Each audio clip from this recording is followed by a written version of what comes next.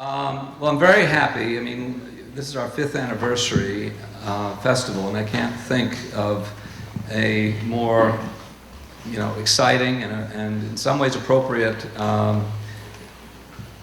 couple of guests to have here with us. Paul Schrader, Academy Award nominated writer-director of First Reformed, who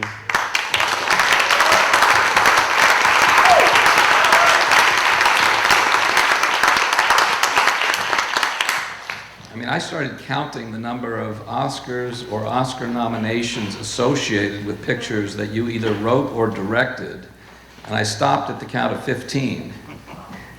But First Reformed was your first nomination. Yeah. It's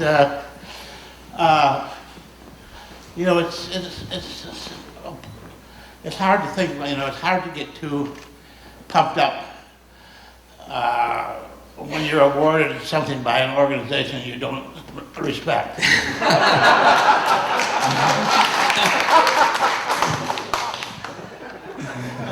I know the feeling.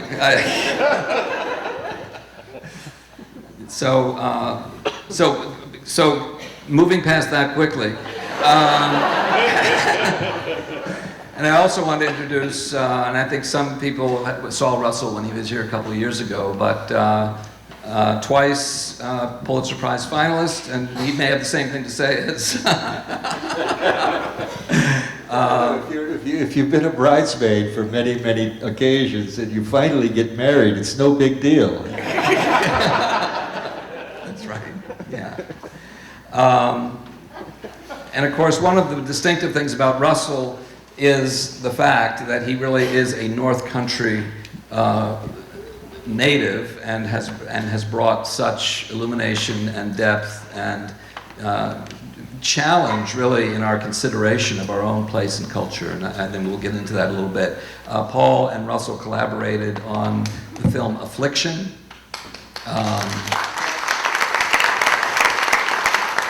About 20 years ago, we shot that in Montreal, and ever since then, my wife and I have spent a weekend each summer with Russell and Chase over in Keene, New York.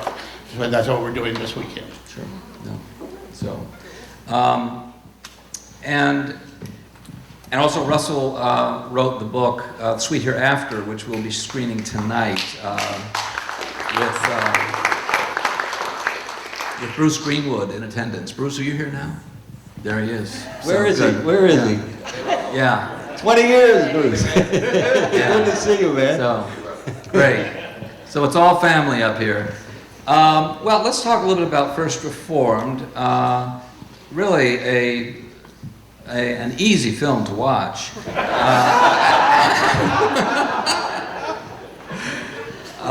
You really decided to stick it to us this time. No, but but so refreshing in the other sense. And I think that I looked at all of these, glowing reviews, and partly what they represented to me was this realization by critics that someone was digging deeply into cultural, political, religious questions and the crisis of faith in the contemporary world in which we live. And maybe we can just sort of start there, because there is so little of that sort of searching. Richard Linklater, who's done films with Ethan Hawke, told Ethan, he said, nobody's even tried to make this film in 50 years. Yeah. I'm a product of the Christian school system, Westside Christian, Grand Rapids, Christian High, Calvin College. Calvin College. Yeah. Uh-huh. And in Grand Rapids. And out of that, when I got to UCLA Film School, I wrote a book of theological aesthetics, a transcendental style in film. And I never thought that I would ever try to make a film like that. I like those slow films, contemplative, spiritual films. I think I understood them, but that wasn't me. I was too enamored of the visceral, the empathetic action, text, etc. And, you know, those sex and violence are not in the Transcendental Toolkit. And so I didn't think I would ever go that direction. People would try to tie the films I was involved in with that book, which was just reissued. I updated it. Yes, this is the book on Ozu, Bresson, and Dreyer. Right, yeah. It's transcendental cinema, filmmakers of faith and of exploring these metaphysical themes. Yeah, and I brought it up to date in the world of slow cinema, and it came out last year, UCal Press. But I never thought I would go that way, and then about 4 years ago, I was at the New York Society of Film Critics giving an award to Pavel Pawlowski for his film Ida, about the Polish nun. Mm-hmm.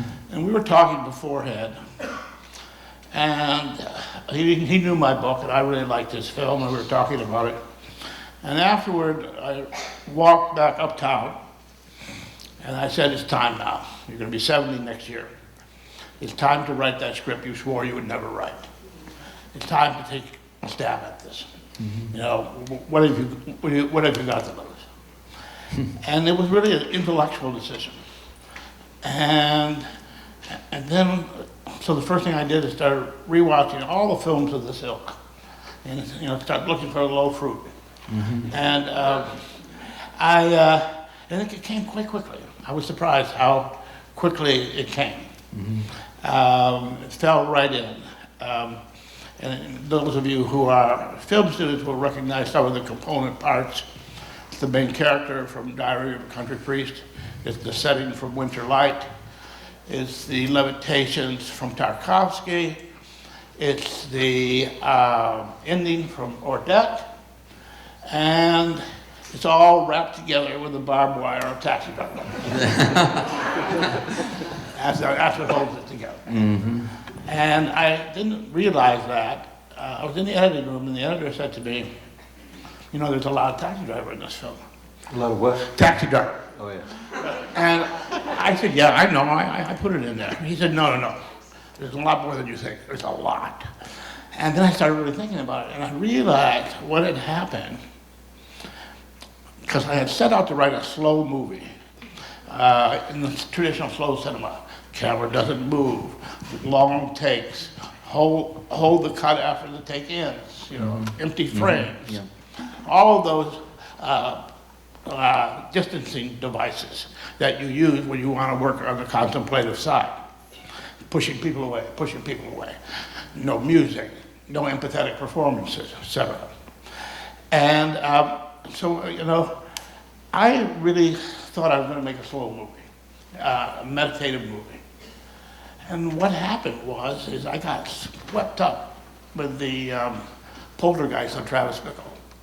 And he started infecting the story, and he started taking over. And so this destructive engine started entering into this human life. And so when I first showed the film to friends, I said, now, this is a very slow movie. Don't judge it, just relax, let it happen. And after it was over, they said, that's not a slow movie. And I realized it wasn't a slow movie, but I tried to, I failed. Well, it has it has some elements. There are the long shots, the aesthetic production design, the understated performance. It has some of that feel for sure, and the notion thematically of the crisis of faith, which I think is something that, and I think, well, we could go further later, but. In terms of your own feeling, I mean, here climate change is really front and center, crisis of faith of a religious practitioner. How were you drawn to those themes? I mean, and I think you've worked very often in your own life. You mentioned once in Taxi Driver wanting to go under the rock and see what's there. What did you find? Well, I mean, I was raised in a very angst-oriented type of Calvinism. So you spend a lot of time, thinking how worthless you are. And so that was, part of my kit. So I thought I was going to make a film about crisis of faith.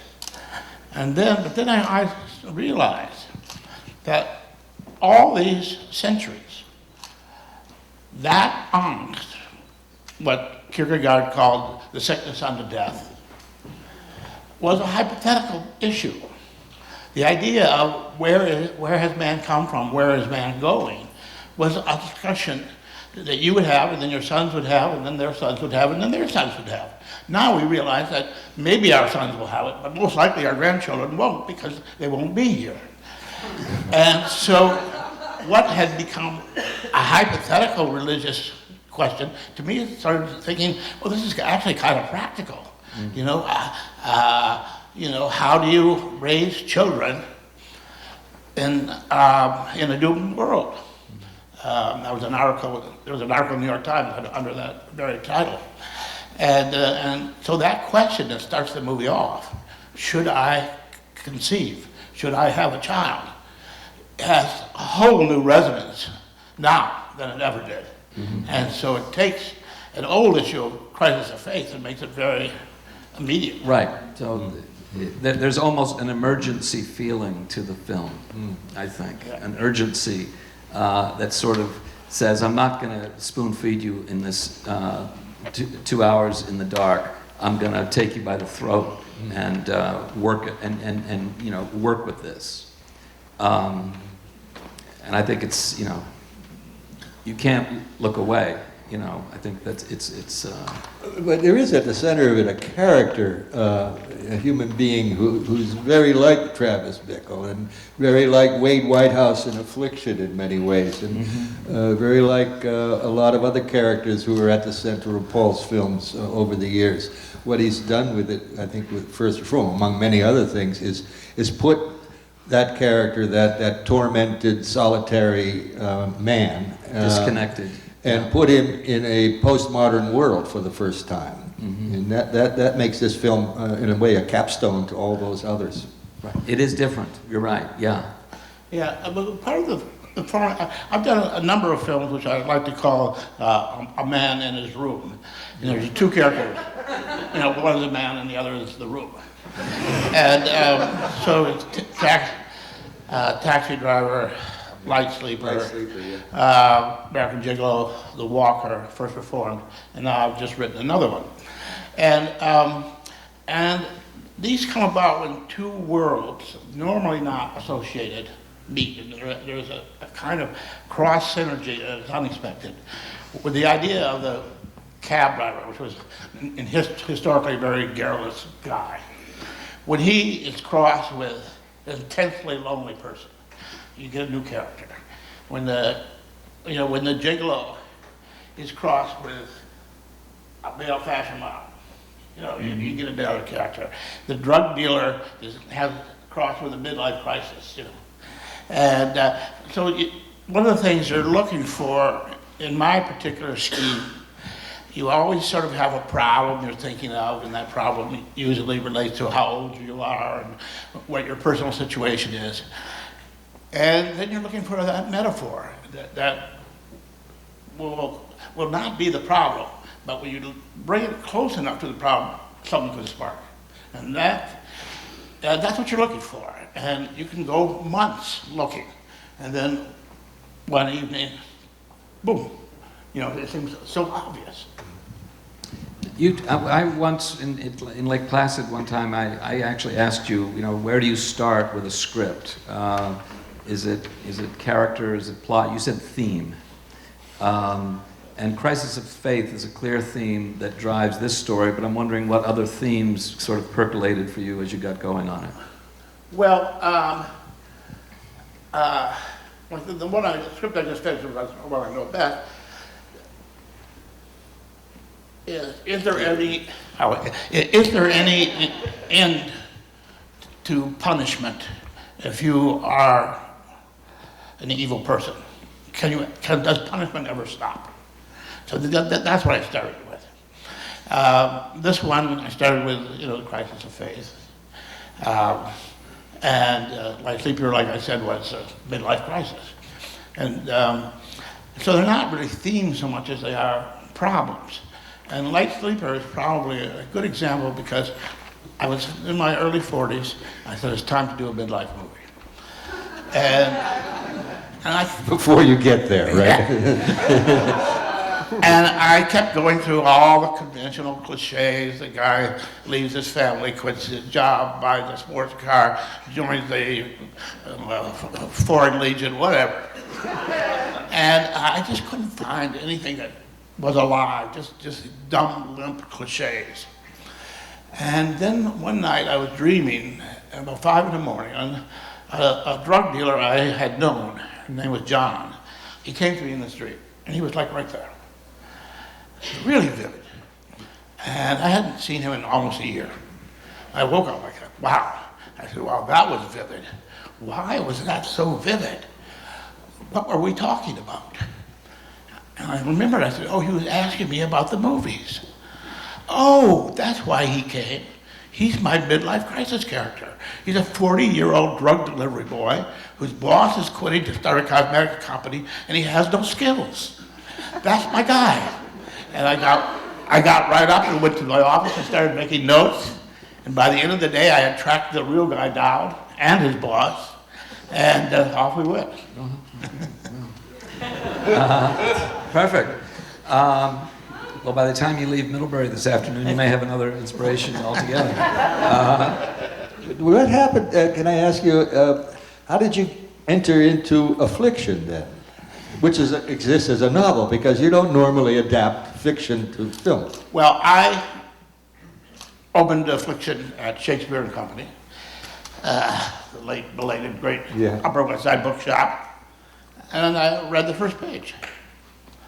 And I said, boom, this is, a sibling story. And I've always been wanting to do a sibling story. I have an older sibling that, with a lot of tension between us.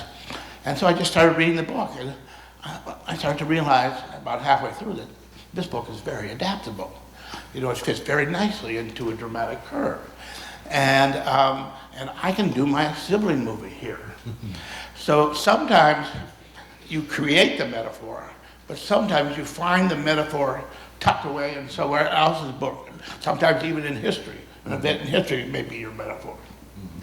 I think in Affliction also, which I think is also present in Raging Bull, certainly in Taxi Driver, in a number of your films. There's also this question of the crisis of masculinity, I would say. Mm-hmm.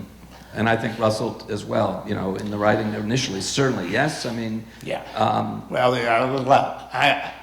I've become, I read an article recently, I've sort of become the, what do you call it, the symbol or the flagship or whatever, of toxic masculinity. Great, congratulations. This was an article about a film I made about the writer Yukio Mishima. And the author was comparing the film to the real life of Mishima and pointing out the difference. And she ends the article by saying, but it didn't matter whether Mishima existed or not. Schrader's toxic masculinity would have created him anyway. I said, oh boy. Yeah, I think, yeah. Me too. It's, me too, there we go. This is these are both very potent themes that are, again, gaining sort of momentum. The crisis of masculinity is extremely complex and really something that we're looking. I sometimes, say, it's interesting. For the last 40 years, women have championed girls and young women to great effect. The notion of masculinity is sort of hanging out there. Yeah, don't get near it. Don't get near it. Don't get near it? It'll burn your fingers right off. I'm not joking. I sent the stupidest email of my life one day. There are others, Paul. And I sent the smartest the next day. When that first thing hit about Harvey Weinstein, I'd known Jim Toback decades. And I sent Jim, I said, hey, Jimmy, this story is right up your alley. you should write it, I'll direct it. The next day, I woke up and said, oh my God, I quickly wrote it back and said, it's a terrible, terrible idea. And then a week later, he was accused of by 300 women. And I just missed that bullet. But no, I was in a script that, and the script said Kevin Spacey on it. It's about the old Sinatra. And Kevin would have knocked this out of the ballpark. And I said to the producer, I'll do this if you'll hire Kevin. He said, that's not possible anymore. And so I put that on Facebook. I would have loved to work with Kevin on this script, but I guess that's no longer possible. Wow. I started coming back almost immediately. Hollywood director defends pederast. And A24, which was distributing First Reformed, called me up and says, you have to get off Facebook or we will no longer support the film. And I said, when? I said, get off right now. And so I went to Facebook jail. But that's how toxic it is. It is, you think you're saying something that's within the realm of argument, and you realize it's not, because you just got hit with a missile. So be careful what you say. Well, I think that, just for a moment to sort of linger on this subject, but the interesting thing, I think, with Wade Whitehouse, the lead character in Affliction, and it's set in a New Hampshire town, and as I understand it, Russell drew somewhat from your own experiences growing up. There's, I guess, what you would call a hegemonic, sort of masculinity question there, because Wade Whitehouse is diminished by the fact that there are other men who have more power and more status and more. I mean, part of his problem is not just his masculinity; it's the lack of status that is partly a sign of his position in class and also in his relationship with his father. And there's a disempowerment there, which I think is something that also, sort of culturally resonates.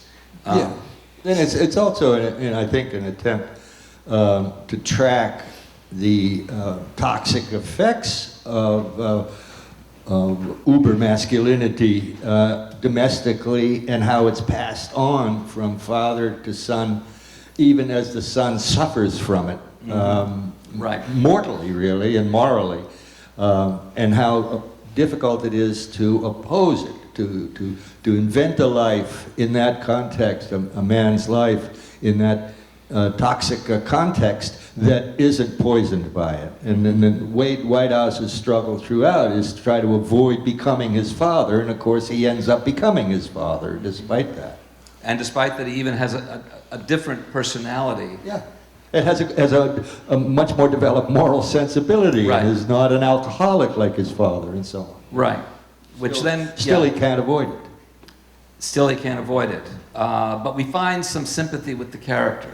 And I think that's true in the novel. I think it's true in the film, that you have this highly flawed character who, nonetheless, we find a rooting interest, in the same way we do with Jake LaMotta in Raging Bull, for example. Yeah.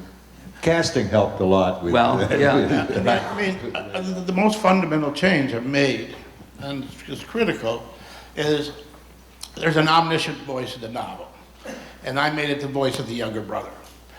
So I put myself in, what's Willem's character's name? Rolf. So I put myself in Rolf's point of view, looking up at his older brother, and then beyond his older brother to his father. Whereas the novel was looking at all three of them kind of objectively. And so that's how I found my way in, is because I started seeing myself as Rolf. Mm-hmm. What kind of... Actually, can I correct you? The novel is in the voice of Rolf from page 1. Oh. It's a first person... it's first person... That was a very good idea you had. No, it's first person point of view of a minor character, which is, like... Right, which is often, in novels... Call Me Ishmael, Right, yeah. yeah, it always becomes the question in an adaptation, what am I going to do Right. with this omniscient narrating character Yeah. who is so big in the novel, Yes. but doesn't have a lot of dramatic impact? And so, but I think it was, yeah. So what was the nature of your conversation in the development of Affliction? I mean, don't forget the microphone. Oh. Not too much. Obviously, I came up here, or we met in New York, I forget, and I had a pretty good handle on it. You know, some books you really have to wrestle to the ground, and you know, some books open their legs for you, and this was the latter. And so it was a very adaptable book. So I didn't have to struggle with Russell because I thought I knew exactly what he was doing. And obviously you have length issues, but I don't think we banged our heads together much. No, no, not at all. The thing that you got, I think any novelist cares most about, is the moral atmosphere of the novel. And for a novelist, the morality of a book exists in the details, and the coloration, and the atmosphere, the tone. It doesn't really exist in the characters and in the setting particularly, or the plot, certainly not. And certainly not in the dialogue. No, nor in the dialogue. So it's in the tone and atmosphere, and the movie has the same tone as I see it and as I saw it writing it, as the novel has, the same atmosphere, the same kind of details. I remember when you first went to work on it, you were trying to imagine how to shoot it, and you were buying photograph books from Scandinavia. You wanted to see how photographs of Scandinavia looked, and the coloration and the tone and so forth, which was exactly the way I had imagined it visually as I was writing it too. Mm-hmm. Yeah. Right, there's that sense of, yes, of northern culture. Right, but it's a somewhat exaggerated version of the North Country's winter. It wasn't worse necessarily, but it was darker, it was bleaker, and what I was trying to invoke in the novel is a kind of ancient northern European masculine culture that is passed down, has been passed down for thousands of years, really. And Paul was reacting very much to the images in the novel as I had in the making of it. Mm-hmm. Yeah, and another thing that happened in pre-production and in rehearsal, I had been becoming increasingly liberated with the camera, trying to make a film where the camera virtually never stops. I did a film with Harold Pinter where the camera just moving. And I thought I was going to do that with this film. Really, have fun with the camera. And then the first day of rehearsal, we're reading through the script. Nick Nolte is reading. And, I ended rehearsal early and went over to see Paul Schrader, who was the cinematographer. And I said, all that camera moves we were talking about and working on? He said, forget them. I just saw the most interesting thing about this movie, and it's this guy's face. And the longer we can hold on his face, the better the movie's going to be. And, let's not show what fancy shoes we have. Mm-hmm. Now, you were raised in a religious family, didn't really even see films until you were pretty late teenagers, I remember it. Discovered film when you were in college, yes? Yeah, I mean, I didn't see films as a child. I didn't know anyone who did. So, actually, I don't think I missed much. But the films I discovered were the European cinema of the 60s when I was in college. And so that's when I walked, that was the music that was playing when I walked in the room. And you always love the music you heard when you first fell in love. And at the campus at Calvin, down on Division, there was a little softcore theater, ran like Russ Meyer kind of things. And the guy was going out of business. So out of sheer desperation, he booked a full month retrospective of Ingmar Bergman.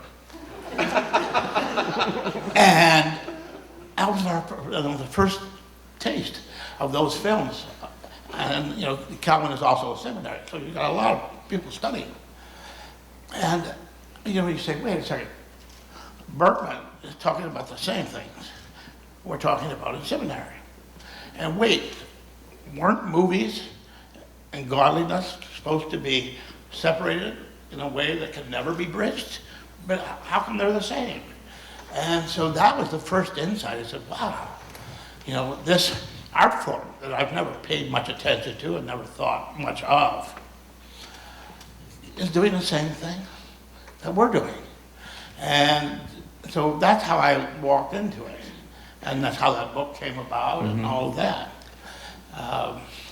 Because I realized that there was indeed a bridge between the world of spirituality and the world of filmmaking. But it was not a bridge of content. It was a bridge of style. And that different filmmakers around the world, different artists around the world, use similar stylistic elements to express the holy. And it doesn't matter whose holy it is, you know. Well, you're also then, I mean, and I'm, you know, you grew up a Calvinist, which is a pretty conservative strain of Christianity, and I'm no expert on it. But in Bergman and in Bresson in particular, you see an existential Christianity. And that must have taken you the next step forward. Yes, am I right about that? I mean, you certainly see it in First Reformed. Yeah, well, Calvinism, people have a little misconception of it. They think it's just a dour and repressive, which it is. But it's also highly intellectual. Calvin believed that you could think your way into heaven. And he wrote all of these books, and I had to study them all. And, you know, he thought he could reduce the window of faith to a pinhole, and everything else was logic. Well, a pinhole of faith and a barn door of faith are about the same size, because once you admit faith into the argument, you've walked away from logic. And so, so when we were in school at Calvin, you're basically trying to logically think your way into heaven. So you get a lot of that kind of education. So it's not that kind of evangel, you know, speaking in tongues and all that. It is a very intellectually oriented. So you found in Bergman and Bresson compatibility in terms of dealing with both faith and secular questions simultaneously. Well, and you know, then that's where the door opened. But once the door was open, you know, so if it's a quote from St. Paul, the Bergman film, with Thurston. Anyway, Not sure. Something like the. Well, anyway, that was the entry film. Then you have the opposite film, which is Viridiana by Louis Buñuel, which is a Catholic film steeped in heresy, but the same intelligence is working. One to wrestle with God, one to mock God, but they're both hooked, tethered to the God concept. Right. Buñuel can't get away from it any more than Bergman can. Buñuel famously said, I'm still an atheist, thank God. Yeah, but you're right. I mean, and subverting, we spend so much effort trying to subvert religion and Christianity and the clergy. So in First Reformed, what specific motivations are you finding? What are the articulations that were important to you about contemporary faith? I mean, we see the modern church, the big church. We see his small, sparse population in the rural church, which is sort of a tourist stop. But nonetheless, it's Toller, Reverend Toller, who is just agonizing over these questions of faith. Well, I'm trying to get the viewer into the movie. Now, this is a very tricky thing because movies do everything for you. A moviegoer is the laziest person you'd ever want to meet because the filmmaker grabs the moviegoer and says, here's some beautiful people, here's some explosions, here's some beautiful scenery, and here's music to tell you how to feel all the time. You don't have to do anything. We'll do it all for you. Just, relax. And you're not going to get a viewer to lean into a spiritual awareness or a contemplative awareness when you're doing everything for them. So then you start talking about distancing devices, withholding devices. How much can I take away from the viewer before the viewer walks out of the room? Okay, we'll take away the music. We'll take away the moving camera. We'll take away depth of field and do planimetric composition. We'll center punch, put everything right in the center, so there's no privileged point of view. We'll heighten the sound effects. And all of this. And one by one, you're taking things away. And as I said to Ethan when we first down, I said, do you know what a passive performance is? I said, this is, if you feel the viewer getting interested in what you have to say, lean back. And if they're still interested, lean back some more. See how far you can lean back. Because the only way you will engage them is if you take them to that point where they have to say, I want to be in, or I want to get up and go home. And that's a very tricky line. I sometimes call it the scalpel of boredom. How do you exercise the scalpel of boredom without using the power of boredom to make people imagine their own situations? Because when nothing happens, what do you do? A beautiful example of this is the delayed cut. Now, if I shot that doorway and somebody came in the room, I would cut as the doorway opened. If he was leaving, I would cut as the doorway shut. Bresson was the first filmmaker I saw using the delayed cut. He would have a shot of a doorway. A guy would exit the room, close the door, 1, 2, 3, cut. Now your eye does not work like that. You don't watch the doorway for 3 seconds after someone leaves. But now you're in a darkened movie theater, and there's nothing else to watch but this doorway. So, the filmmaker is really fucking with your sense of time. Because what's happening in those 3 seconds? It's not nothing. Something's happening. Well, what's happening is the application of time upon an image. What happens if I hold it 5 seconds? What happens if I hold it 15 seconds? Or maybe I hold it 10 seconds and then have the sound of some children's voices and then hold it another 2 seconds. What happens then? And all of a sudden you in the theater start making a movie. Now you're engaged. And you're left with your own thoughts, for one thing. Yeah, but you're just teased a little bit because otherwise you get into the Bellatar syndrome where people just want to leave. So you're just teased them with this, and so that they start to, invest themselves. Now you have them right where you want, and so then you start to do this other little nasty thing that hit me. Is this idea of the monocular film, just one eye. Okay, it starts with narration, very deadpan, often trivial. I went to the gas station. I told them I thought it was gas. The gas prices had dropped 5 cents a gallon. My brother got sick yesterday. I think he may have cancer. That kind of narration. And so you're just shooting nourishment straight into the veins, like intravenous feeding. You can't taste it. Yet it's coming in. So now you're filling it up. Plus, you're only seeing the world from this character's point of view.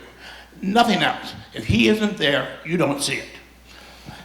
So there are no scenes without Toller's presence. There's no world without his presence. So now you only see his world, and you hear his thoughts. And you keep doing this. And if you do this, keep the audience for about 45 minutes, they will start to empathize. You have no choice. You can't stay in that mindset for 45 minutes and not start to empathize. Well, then what do? Well, you start veering off ever so slightly, just a little bit. You know, then do like that for a while, a little bit more, a little bit more. So finally the viewer starts to realize, I am empathizing with a person who is not deserving of my empathy. What do I do about this?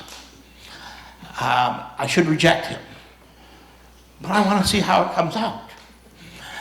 So I have to make some calculations on how I actually feel about that character to adjust who he is now to who I thought he used to be.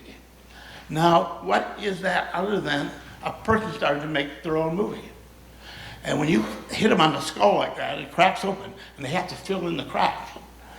Well, that's the best thing you can do, because no matter what they use to fill it in, it's going to be great, because they're going to do it.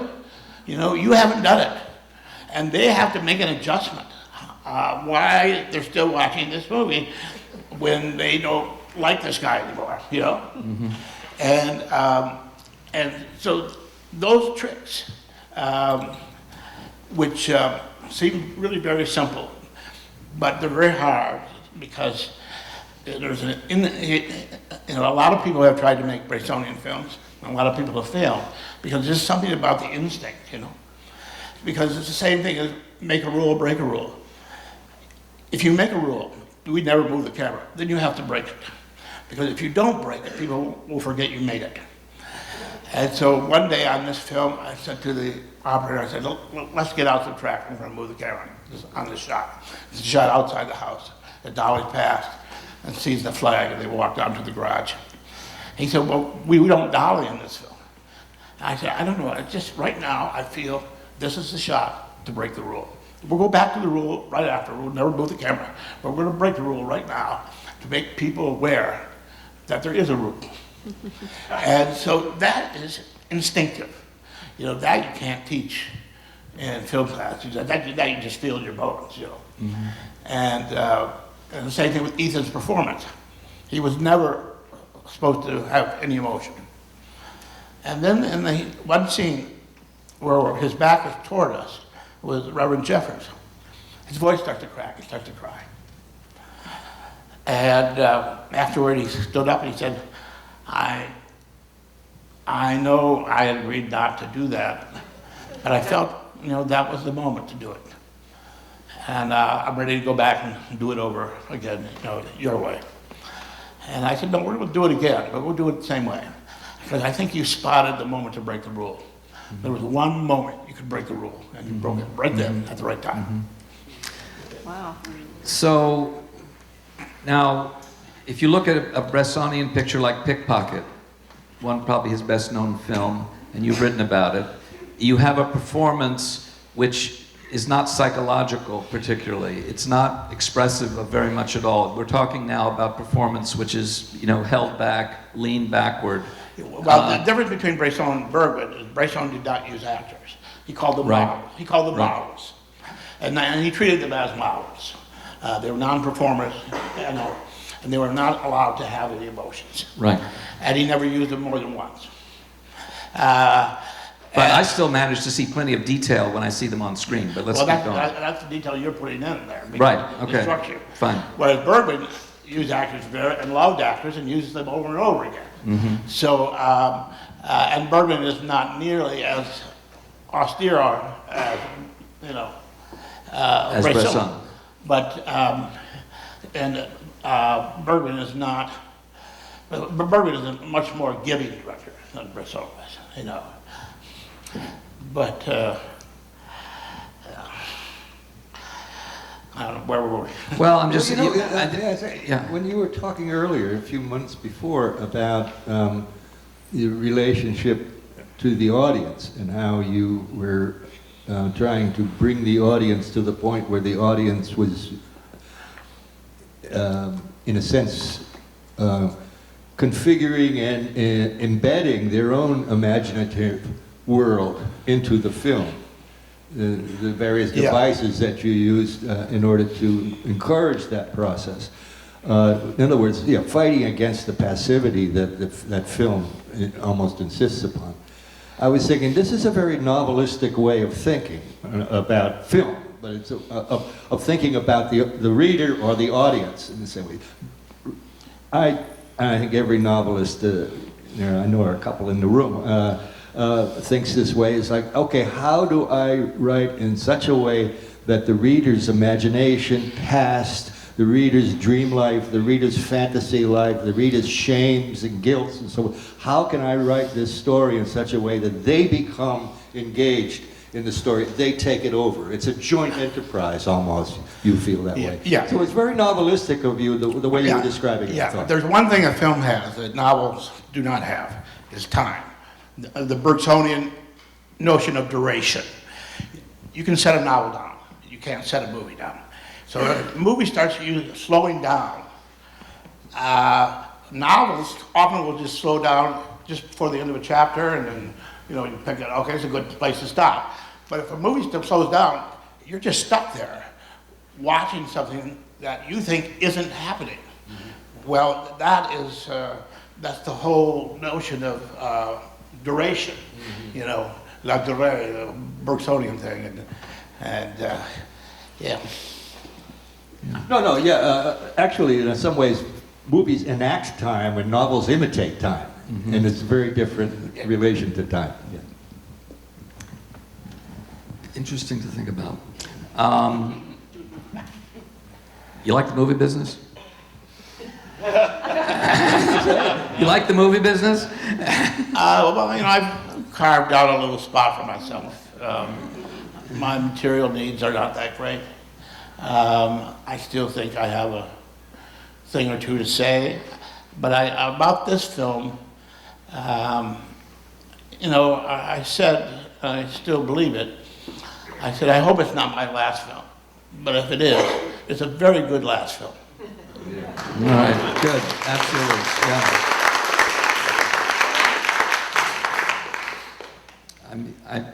I make films too, and I certainly make every film like it could be the last. There's sort of that goes along with it.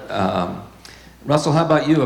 You've had a number of projects sort of coming and going. How are you feeling these days about another possible movie? Well, it's in a way a fascinating transitional moment for people involved in making films. There's a certain kind of film, a film like Affliction and like First Reform, that is becoming increasingly difficult to make. And then there's another kind of film which is, for the moment at least, easier to make, which is the limited series or the streaming series of episodic films. And you can take subject and nuance and ambiguity there more quickly than you can in feature filmmaking, I think. So that's interesting. The economics of it is interesting, but it too is not something to count very heavily on. I've been disappointed in a couple of ways recently with projects that are under development. As executives shift positions, then priorities shift with them, and before you know it, the promises made a year ago by, say, Amazon to go ahead and develop it, or Fox, suddenly are withdrawn, and the project collapses as priorities shift on the executive level, and so it's precarious as always and difficult as always. Yeah, it's such an odd moment in film history because anybody can now make a film. The technology is there. You can make a film for $5,000, $10,000. I can do it on my phone. I can make it, I can edit it, I can score it, I can distribute it. So anybody can make a film, and you're seeing that in vast amounts. It's overproduction. Although anybody can make a film, virtually nobody can make a living. So now film has assumed the same profile as the other arts. What percentage of painters make a living? What percentage of novelists make a living? What percentage of songwriters make a living? Not very many. And so we thanks to the democratization of technology, we have now entered that field of failure. As you know, we're got to the point now, if you want to be a filmmaker, you have to have a day job. There you go. That used to be my first piece of advice when I was teaching writing at university level. And I say, the main thing you need to know right here is don't quit your day job. And it's, you know, if you wanted to get into it further, I mean, there's also a diminution of valuation of intellectual property. I mean, as everything, you know, the book has been degraded, the video has been degraded. I mean, it's, if your film plays Amazon Prime, you get 6 cents per hour of streaming time. I mean, it's, and so the creators are intended to sort of keep the industry going. The industry is going, but the creators are frequently left at the end of the food chain. But maybe we have time for 2 questions if people have something. Young man right here. Yes. Upon either finishing either the screenplay or just like the movie as a whole, like wrapping up the editing, did you feel like a spiritual, like? You have to speak up. Did you, after you finished like completing the movie as a whole, did you feel a sense of like spiritual, almost like catharsis, or just like a weight had been let off your back? I knew it had worked. I knew it worked. I didn't know, you know, how it would be received.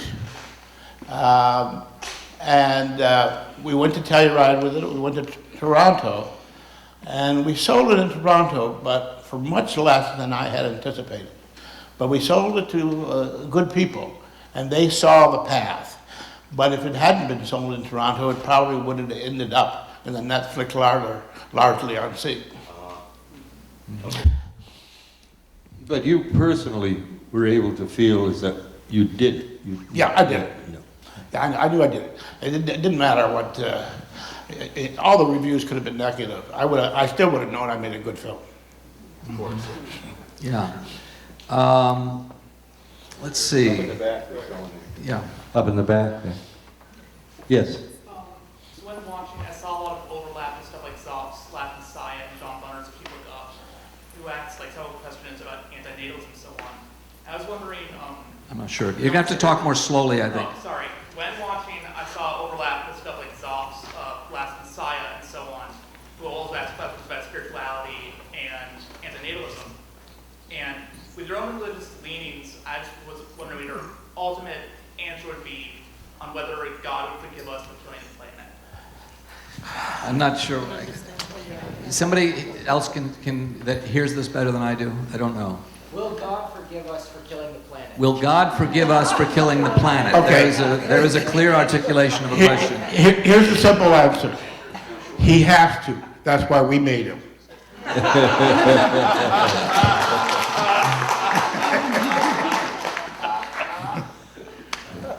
Yes, Dennis. No, I'm sorry. This is another Dennis. I'm sorry. We'll get to you later. I'm sorry. Go ahead, Dennis. I thought that the very resolution of the film at the very end was absolutely brilliant. But I can imagine it being criticized by people saying it's just deus ex machina, that somehow you get a romantic resolution to a big mess. Okay. I thought that the I hear you. How many people here think he was alive at the end of the movie? He was what? He was alive. You know, when I was editing, I tried to screen it and rescreen it so it get about 50-50. You know, perhaps that a miracle does happen. Perhaps this woman does appear and he is saved from his suicidal spiral. Or perhaps it's an ecstatic vision. All movie, he's been trying to talk to God. Now he's standing there in Gethsemane with a cup, and he drinks the cup. He falls to his knees, hands on all fours, puking out his stomach. And God walks in the room. And he says, Reverend Toller, he said, do you want to know what heaven looks like? I said, I'm going to show you right now. It looks like one long kiss. And that's the last thing he sees. So that's another way to read it. And it's not unlike the end of Pickpocket, actually, where sort of almost inexplicably, the pickpocket who is now confined in jail is visited by the young woman who has been present, and suddenly there's an epiphany. Yeah, an explosion of grace. An explosion of grace. And so I think that's another way that certainly that scene can play. And it doesn't follow rational logic. It simply erupts in that way. Well, we asked Paul and Russell for an hour of their time. They've been very generous, and I certainly want to appreciate everybody for sticking with us and being a part of this afternoon. Thank you.